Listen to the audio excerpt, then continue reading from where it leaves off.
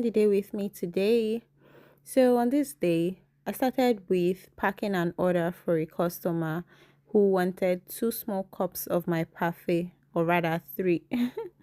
So, once I was done packaging these, I headed straight out to give it to the dispatch rider to deliver. Next, it was time for me to prepare the yogurts for my parfaits and Greek yogurts because I sell those as well as granulas. I promise you guys, I'm not short, but the shelves in this house are very high, so I had to get a step stool to help me. At this point, I was so scared. I thought I was going to fall because that almost slipped out of my hands. But as a sharp girl that I am, I cut it.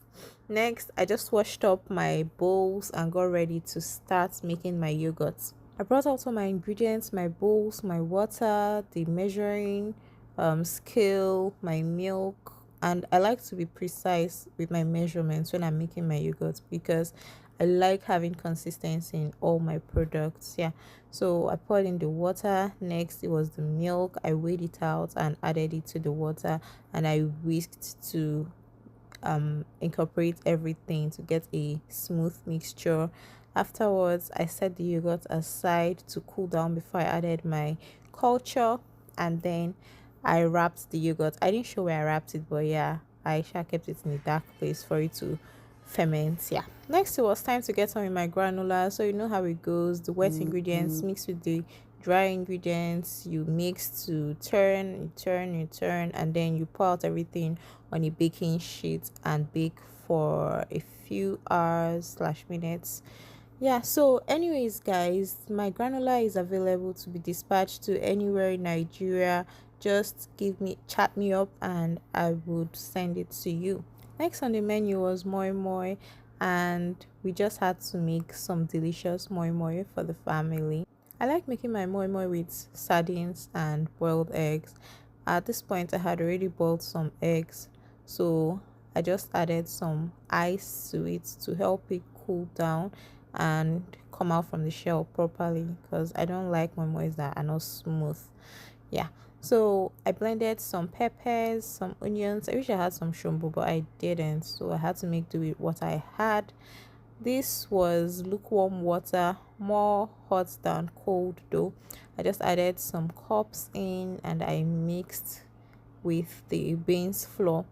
I really can't bother to like start washing beans every time I want to make moi moi. So I always make sure that I have beans flour available. I make it myself. Well, not myself, but I get someone to make it for me and then I pay the person.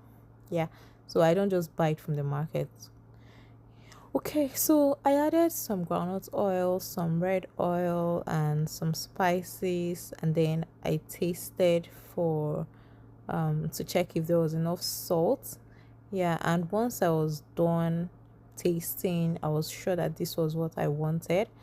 I just started scooping it into the tin cups.